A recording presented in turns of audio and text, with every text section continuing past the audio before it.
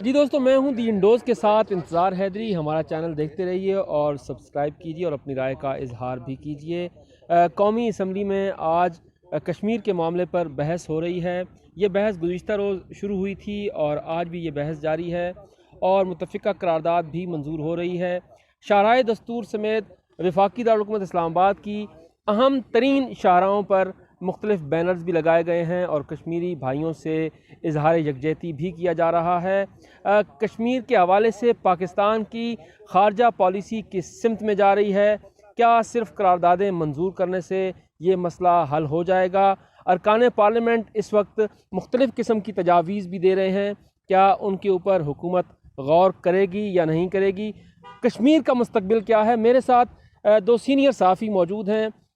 قربان بلوچ، جن کا تقریباً 20 سے 25 سال کا تجربہ ہے صحافت میں اور مسلسل وہ پارلیمان کو کور کر رہے ہیں، اور اس کے ساتھ عبدالرزاق کھٹی صاحب، یہ بھی تقریباً 15 سے 20 سال سے پارلیمان کو کور کر رہے ہیں. مختلف اجلاس انہوں نے دیکھے ہیں. کشمیر کے حوالے سے مشترکہ اجلاس بھی ہوتے رہے ہیں، متفقہ قراردادیں بھی منظور ہوتی رہی ہیں مختلف اوقات میں، اور مسلسل یوم یکجہتی کشمیر جو ہے وہ بھی منایا جاتا ہے 5 فروری کو. اب پھر یوم یکجہتی کشمیر منایا جا رہا ہے اور بھرپور طریقے سے منانے کی تیاریاں بھی کی جا رہی ہیں. لیکن کیا صرف ایک دن منانے سے یہ مسئلہ حل ہو پائے گا یا نہیں ہو پائے گا؟ کیا سمجھتے ہیں کہ یہ مسئلہ کیسے حل ہوگا؟ کیا صرف قراردادوں سے مسئلہ حل ہو جائے گا، یا جیسے کل مولانا عبدالاکبر چترالی نے کہا، خالد مگسی نے کہا، اس کے بعد پھر مسلم لیگ نون کے ایک رکن ہیں، انہوں نے بھی انہی جو ہیں وہ جذبات کا اظہار کیا کہ یہ مسئلہ طاقت کے زور پر حل ہوگا، جہاد کے زور پر حل ہوگا. آپ کیا سمجھتے ہیں؟ حیدری صاحب، بہت شکریہ آپ کا. میرے خیال اس کے 2-4 پہلو ہیں. ایک تو یہ تھا کہ اس بدنصیب خطے کا المیہ یہ ہے کہ وہ 2 ایٹمی قوتوں کے درمیان پھنسا ہوا ہے. مجھے حیرانگی اس وقت ہوتی ہے کہ جب آپ کا وزیر خارجہ اسی ایوان کے اندر، اسمبلی کے اندر نعرے لگاتا ہے، وہ کہتا ہے کہ کشمیر بنے گا پاکستان. مجھے یہ بتائیں کہ کبھی کشمیریوں سے بھی آپ نے کبھی اس حوالے سے پوچھا ہے کہ وہ کیا چاہتے ہیں؟ تو ایشو یہ ہے کہ وہاں ہندوستان نے ان کو کالونی بنا دیا، آپ بھی وہی کرنے جا رہے ہیں. یہ کہ کوئی اس میں کوئی فرق تو نہیں ہے نا. تو اب جب آپ حق رائے دہی کی بات کرتے ہیں، یہ اس سے انکار نہیں ہے کہ دونوں جو ہیں وہ جو تقسیم ہے کشمیر، اس کی دونوں اطراف میں مسلمانوں کی ایک بڑی اکثریت ہے. اور ظاہر بات ہے کہ مسلمانوں کی ایک بڑی اکثریت اس صورتحال میں تو وہ چاہتی ہے، کیونکہ پاکستان ان کی جو اخلاقی حمایت کرتا رہا ہے، تو وہ چاہتے ہیں ان میں سے بہت سارے کہ پاکستان کی حمایت ان کے ساتھ ہے، تو وہ بھی اس کی حمایت کرتے ہیں. بہت ساری چیزیں ہم دیکھتے ہیں کہ وہاں جو لوگ جو مجاہد لڑ رہے ہوتے ہیں اپنی آزادی کی جو تحریک ہے، اس میں کا جب حصہ بنتے ہیں اور اس کی راہ میں شہید ہو جاتے ہیں، تو اکثر اوقات ہم نے دیکھا ہے کہ پاکستانی پرچموں کے اندر انہیں جو ہے وہ کفن ان کا پہنا کر انہیں جو ہے وہ سپرد خاک کیا جاتا ہے. لیکن اس ساری صورتحال کے باوجود ابھی جو منظرنامہ تبدیل ہوا ہے وہ بڑا خطرناک ہے. آپ کے اس وقت کے army chief general Pervez Musharraf نے سمیت 4 لوگ تھے نا ٹوٹل، انہوں نے پلان کیا کہ ہمیں کارگل کی چوٹیوں میں جانا ہے. ادھر آپ کی سویلین حکومت جو ہے وہ بیک ڈور ڈپلومیسی کے ذریعے بھارت کے ساتھ تعلقات بہتر بنانے جا رہی تھی. نتیجہ یہ ہوا کہ جب فروری میں یہاں واجپئی آئے تھے لاہور میں، تو ان دنوں آپ کی فوجیں کارگل کی چوٹیوں پر تھیں، ٹھیک ہے نا. اور اس کے بعد پھر یہ ہوا کہ جب آپ کے وزیر اعظم کو بھارت کے وزیر اعظم نے فون کر کے کہا، اور اس نے کہا کہ تم نے میرے پیٹھ میں کھنجر گھونپا ہے نا. تو اس نے کہا کیا ہوا؟ انہوں نے کہا تمہاری تو فوجیں کارگل کی چوٹیوں پر آ گئی ہیں، وہ بھارت کے قبضے میں تھیں. اس کے بعد نتیجہ یہ ہوا کہ ہم نے دیکھا کہ میاں نواز شریف کو، کیونکہ وہ دونوں فوجیں سرحدوں پر آ چکی تھی، جنگ بالکل تیار تھی. میاں نواز شریف یہاں سے گئے ہیں، کلنٹن کو جو ہے وہ انہوں نے مطمئن کیا اور کہا کہ اب ہم اس میں سے نکالیں. اس کے بعد میاں نواز شریف چاہتے تھے کہ کارگل کے خلاف کمیشن، اس کی تحقیقات کے لیے کمیشن بنے تاکہ اس کے جو ذمہ داران ہیں ان کا تعین کیا جا سکے. نتیجے میں ہم نے دیکھا کہ ایک اور ایڈونچر ہوا، میاں نواز شریف گرفتار ہوئے ان کی حکومت ختم ہوئی اور مشرف جو ہے وہ 10 سال تک رہے. اب خود جنرل مشرف بھی یہ کوششیں کرتے رہے, وہاں آگرہ گئے, ساری چیزیں ہوئی, آگرہ کانفرنس ہوئی, کچھ بھی نہیں ہوا. میں آپ کو بتاؤں کہ اس کا ایک تاریخی پس منظر ہے. اکثر لوگ کہتے ہیں کہ 1940 کی قرارداد میں جو ہے وہ ایک علیحدہ وطن اور ریاست کی بات ہوئی تھی اس خطے میں, لیکن حیران کن بات یہ ہے کہ یہ بات جو ہے 1920 سے پہلے کی ہے. وہاں آپ کے کچھ مسلمان تھے, لالا لاجپت رائے یا اس طرح کے دیگر لوگ تھے, انہوں نے کہا تھا کہ اس خطے کی جو اب جو صورتحال بنتی جا رہی, اس میں مسلمان اور ہندوؤں کے لیے ایک الگ الگ جو ہے وہ ٹیریٹری بنانی ہوگی. 40 کے بعد پھر وہ جو چیزیں آئیں کہ پاکستان کے نام سے ایک ملک بنے گا, لیکن اب یہ کہ اس کی جو تقسیم ہوئی جو مذہبی بنیادوں پر, وہ ڈیفینیٹلی ایسا ہونا تھا, کیونکہ 1000 سال تک اس خطے پر مسلمانوں نے بادشاہت کی, اور اس کا نتیجہ یہ نکلا کہ وہ راجہ مہاراجہ تو تھے اپنے اپنے علاقوں میں, لیکن اس کے نتیجے کے باوجود بھی حکمرانی مسلمانوں کی تھی. اب ہم دیکھتے ہیں کہ وہ جو ایک محرومی تھی اس پورے خطے میں ہندوؤں کی, وہ آہستہ آہستہ جو ہے وہ سامنے آتی گئی. یہ اصل میں عروج ہے مودی والا. ہم دیکھتے ہیں کہ آپ وہ ہندو اس پہ لے کر جا رہے ہیں, ہندو تو آپ. اب ہوا یہ تھا کہ RSS نے جس بندے سے یہ نظریہ جو ہے وہ لیا تھا, اس کا میں رضا کی بات کرتی ہوں. ایک ہم نے یہ عروج دیکھا تھا مذہبی جنونیت کا, جہاد کا, افغانستان میں گھسنا, ادھر مجاہدین بھیجنا, اس کو مجاہدین کہیں آپ کو کوئی نام دے, بندوق بردار بھیجنا, ایک ہمارا عروج تھا, اور اس نے ہمیں جو نقصان پہنچایا. سر یہ تو ابھی کا ہے نا, 80s کا. نہیں, میں تو آپ کو بات انڈیا والا یہ ہے, یہ عروج اب چڑھنے لگا ہے, تو یہ بھی کوئی فائدہ مند نہیں ہے. نہیں, اب فائدہ مند نہیں. میں آپ کو بتا رہا ہوں کہ جس بربادی سے ہم گزر رہے ہیں, یا جس کا اس کا جو نتائج ہم بھگت رہے ہیں نا, بھارت اس راہ پر چل پڑا. وہ اس کا مطلب یہ ہے کہ اس وقت جن چیلنجز کا سامنا ہمیں کرنا پڑا 80s سے لے کے 2015 تک, اب ہم بھگت رہے ہیں. اب ان کی طرف یہ ساری چیزیں چلی گئی. سر آپ دیکھے گا کہ دیکھیں نا, یہاں تو چلیں 4 صوبے ہیں نا, ٹھیک ہے نا, کہ کشمیر ہے, گلگت بلتستان ہے, یا اس طرح کی دوسری جو ٹیریٹریز ہیں, آپ چلیں اس کو کنٹرول کرتے ہیں. وہاں تو پتہ نہیں کتنے جو ہیں وہ قومیں رہتی ہیں, ان کو ملا کے سیکولرزم کے ذریعے آپ نے ایک قوم بنانے کی کوشش کی نا. لیکن اب مذہب کی بنیاد پر جب آپ ہندو اور مسلم قوم بنانے جا رہے ہیں, تو ظاہر ہے کہ انڈین قوم تو گئی تیل لینے. تو اس کا مقصد یہ ہے کہ یہ آپ اس کی پوری وہ جو شکل بگاڑنے جا رہے ہیں. کل وہ ہمیں بھارت کہتا رہا کہ یہ مسلم دہشت گرد ہیں, فلاں ہیں, لیکن آج تو وہ خود اسی راستے پر ہے. تو نتیجہ یہ نکلے گا کہ یہ جو پورا خطہ ہے, اس خطے کی بدنصیبی یہ ہے کہ انہیں کوئی بھی بات جو ہے وہ وقت پر سمجھ میں نہیں آتی, اس کی لیڈرشپ کو. کبھی کوئی لوگ سمجھ جاتے ہیں, کبھی نہیں سمجھتے. اب میں آپ کو ایک چھوٹی سی تاریخی تلخ حقیقت بتاؤں. آپ 47 میں جب آپ نے بٹوارہ کیا نا ہندوستان کا, یہ انگریزوں سے بھی آزادی تھی, اور آپ نے کہا کہ ہندوؤں سے بھی لیتے ہیں.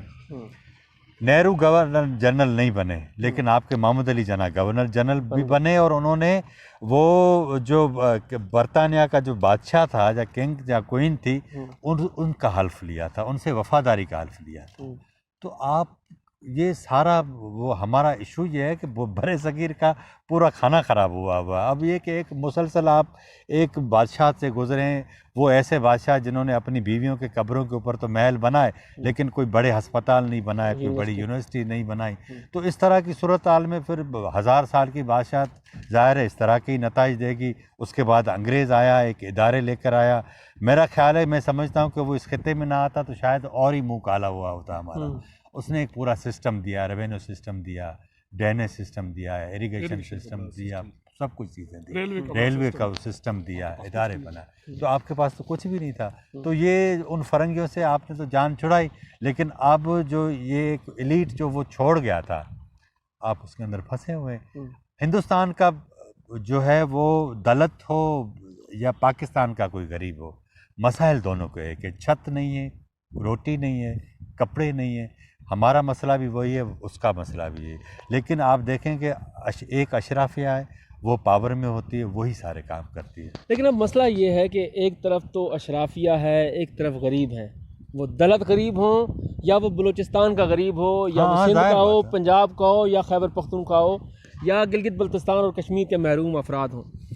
اب پرابلم یہ ہے کہ یہ مسئلہ کیسے حل ہوگا, اس مسئلے کو کیسے حل ہونا ہے؟ سر میرا خیال, میں نے آپ کو جس طرح پہلے عرض کیا نا کہ یہ اس خطے کی بدنصیبی یہ ہے کہ وہ اس علاقے میں ہے. میں آپ کو سچی بات بتاؤں, ہم بعثت مسلمان ان کی بڑی حمایت کرتے ہیں, ان کے لیے لڑنے مرنے کے لیے تیار ہوتے ہیں. ہمارے کچھ ایسے جذباتی وزراء ہیں وہ کہتے ہیں کہ بھائی آپ نے ایٹم بم جو ہے وہ شوکیس میں رکھنے کے لیے نہیں بنایا, وہ بھی چلا دو.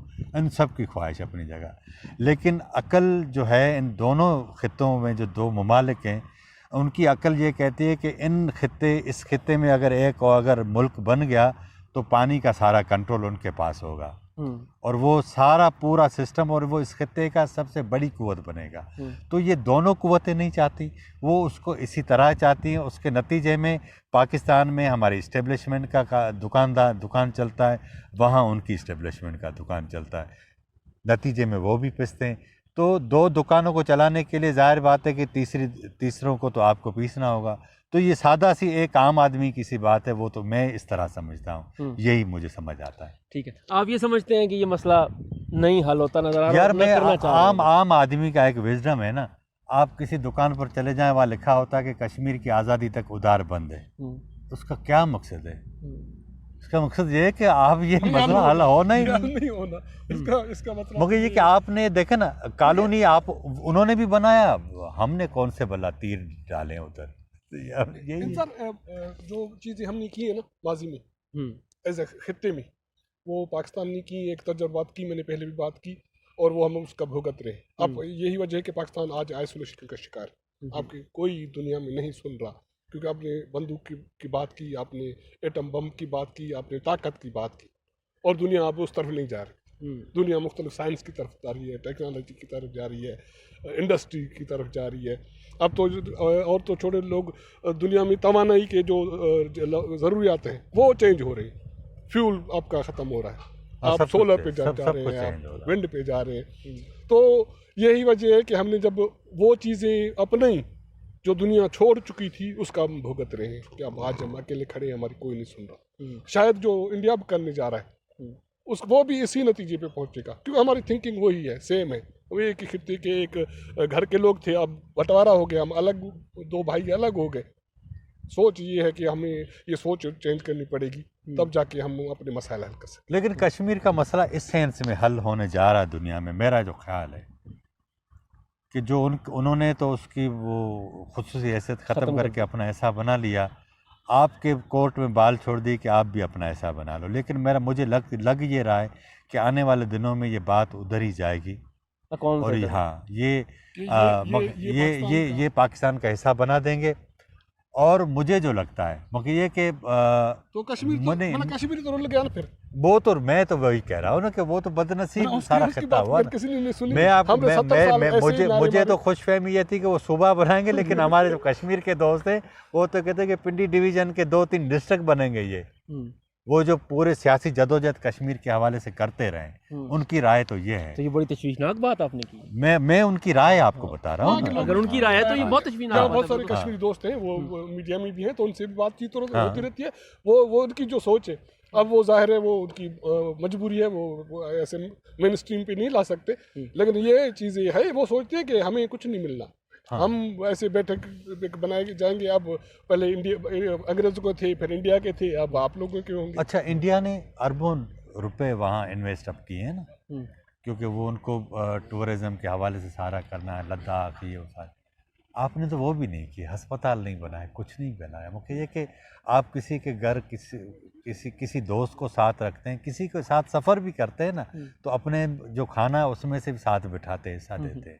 دو اگر چادریں ہیں تو ایک تقسیم کرتے ہیں. میری تو اطلاع یہ ہے کہ وہاں جو بھی اگر آزاد کشمیر میں ٹورزم انڈسٹری ہے, ہوٹلنگ ہے, اور یہ اس طرح کی چیزیں ہیں, وہ بھی وہاں جو انڈیجنس لوگ ہیں یا اصل لوگ ہیں وہ ان کی نہیں ہے. ان کے لیے ایکسس نہیں ہے. وہ بالکل تو بدقسمتی تو یہ بھی ہے. جی دیکھیں جی, ابھی میرے ساتھ عبدالرزاق کھٹی صاحب موجود تھے, قربان صاحب موجود تھے. ابھی ہمارے ایک اور سینئر دوست ہیں حافظ عبدالماجد صاحب, وہ بھی آئے ہیں. وہ بھی کافی عرصے سے تمام صورتحال کو جو ہے وہ کرتے آ رہے ہیں, کور کرتے آ رہے ہیں کہ کشمیر کے مسئلے پہ ہم بات کر رہے ہیں کہ کشمیر کا مسئلہ کیا قراردادوں سے حل ہو جائے گا، یا جس طرح سے کل ہمارے 3 یہاں پہ ممبران نے کہا کہ جہاد ہونا چاہیے، جہاد سے مسئلہ حل ہوگا، کیا یہ جہاد سے مسئلہ حل ہوگا، کیا قراردادوں سے مسئلہ حل ہوگا، کیا سفارتکاری سے مسئلہ ہوگا، کیسے حل ہوگا؟ آپ کیا کہیں گے اس پہ؟ بہت بہت شکریہ۔ مسئلہ یہ ہے کہ جو مسئلہ کشمیر ہے یہ قرارداد 73 سالوں میں تو حل نہیں ہوا، اور نہ ہی یہ جہاد بھی ہم کرتے رہے اس سے بھی حل نہیں ہوا۔ یہ تو مجھے لگتا ہے کہ مل بیٹھ کے کوئی طریقہ اختیار کرنا پڑے گا تمام ممالک کو، دونوں پاکستان اور انڈیا اگر امن چاہتے ہیں خطے میں، اگر خطے کے لوگوں کو لوگوں کی ضرورت ہے کہ وہاں امن کے ساتھ رہ سکیں، غربت ختم ہو سکے، تو مسئلہ کشمیر مل بیٹھ کے حل ہونا ہوگا۔ آپ دیکھ سکتے ہیں کہ کس طرح جو دیگر قوتیں ہیں وہ کوشش کر رہی ہیں اپنے طور پہ، جس طرح ڈونلڈ ٹرمپ نے کہا کہ مسئلہ کشمیر کے لیے ثالثی کے لیے میں تیار ہوں، لیکن کیا ثالثی وہ کس طرح کریں گے؟ کیا وہ ثالثی ایسی ہوگی جس فلسطین پہ کی ہے؟ یہی تو رونا ہے نا کہ بات تو کر لیتے ہیں لیکن سائڈ وہ ایک ون سائیڈڈ ہو جاتا ہے۔ پاکستان جو ہے ہمیشہ مسئلہ کشمیر کے حوالے سے کوششوں میں لگا رہا ہے، لیکن اب کہیں کہ جہاد سے حل ہوگا۔ اب جہاد جو ہے حکومت کی اجازت کے بغیر جہاد ہو سکتا ہے؟ پاکستان جو ہے پہلے دہشت گردی کی جنگ میں، اور کس طرح پاکستان کو کہا جاتا ہے کہ یہ اس کے پیچھے تمام جو دہشت گردی اور پیغام پاکستان پہ متفق ہو چکے ہیں، متفق ہوتے ہیں، تو اس کو اجاگر کیوں نہیں کیا پیغام پاکستان جو متفق ہوئے تھے؟ وہ تو دب گیا جہاں یہی 90s والا جہاد تھا جو آپ کے گلے پڑا اور دنیا ساری آپ سے الگ ہو گئی۔ انڈیا نے اسی جہاد کو بنیاد بنا کے پوری دنیا میں آپ کے خلاف پروپیگنڈا کیا، ٹھیک ہے نا یہ، اور ہم وہ کرتے بھی رہے۔ ایشو یہ ہے کہ پورے افغانستان کے مسائل بھی ہمارے، ہم اسے 5واں صوبہ بنانا چاہتے تھے، کشمیر بھی ہمارا۔ ایشو یہ ہے کہ وہ سندھ میں تھر میں بچے مرتے ہیں، فاٹا میں لوگ مرتے ہیں، جیکب آباد میں لوگ مرتے ہیں، پختونخوا کے دور دراز علاقوں میں جب بلوچستان کے لوگوں کا تو کوئی پرسان حال نہیں، ان کو تو بنیادی حقوق کا تصور نہیں ہے۔ آپ نے ان سارے مسائل کو چھوڑا، آپ نے ان سارے مسائل کو جا کے ٹچ کیا جن کے ساتھ آپ کا وہ لینا دینا نہیں تھا۔ یار مسئلہ یہ ہے کہ آپ کب تک کیسے مقصد، یہ مجھے بتائیں، عقل مندی کا تو تقاضا یہ ہے کہ پہلے جہاں اپنے گھر میں لوگ ہیں پہلے ان کو بہتر کریں۔ حافظ صاحب نے ایک بات کی کہ ہمیں مل بیٹھ کے یہاں خطے کے ممالک کو یا گورنمنٹ کو مل کے بیٹھ کے بات کرنی چاہیے۔ یہ تو حافظ صاحب تجربات ہوتے رہے ہیں کہ پاکستان انڈیا کے مذاکرات ہوتے رہے، مطلب مل بیٹھ کے کرنے کے آپ کی کیا تناظر ہے؟ کشمیری بیٹھ کے بات کریں، پاکستان انڈیا بیٹھ کے بات کرے، یا کشمیری انڈیا پاکستان؟ اچھا دوسرا یہ بھی بتائیں کہ وہ فریق کشمیر ہے یا نہیں ہے؟ تینوں فریق پاکستان، انڈیا اور کشمیری، یہ تینوں فریق بیٹھیں گے تو اس میں تو کشمیری دونوں حصے یا ایک حصہ؟ ایک حصہ جو مقبول جس پہ قبضہ ہوا نہیں، آپ کا یہ والا یہ تو بڑا پرابلم ہو گیا یہ دیکھیں بات کریں گے تو پھر انصاف کی بات کریں گے۔ ناظرین دیکھیں، ابھی آپ نے عبدالرزاق کھٹی صاحب کی بات بھی سنی، قربان بلوچ صاحب کی بات بھی سنی، اور حافظ عبدالماجد صاحب نے جو رائے کا اظہار کیا وہ بھی آپ نے سنا۔ آپ تینوں حضرات کا بہت شکریہ۔ بہتر ہے پروگرام ادھر ہی ختم کریں۔ آج قومی اسمبلی کے اجلاس میں ایک متفقہ قرارداد بھی منظور ہو چکی ہے، اور اس کے علاوہ یہ کہا گیا ہے کہ ہم کشمیریوں کی ہر حالت میں سفارتی مدد بھی جاری رکھیں گے، اور اس کے ساتھ ساتھ ان کے وکیل کا کردار بھی ادا کرتے رہیں گے۔ پاکستان اور انڈیا کے ساتھ دنیا کو بھی اپنی سوچ بدلنی ہوگی۔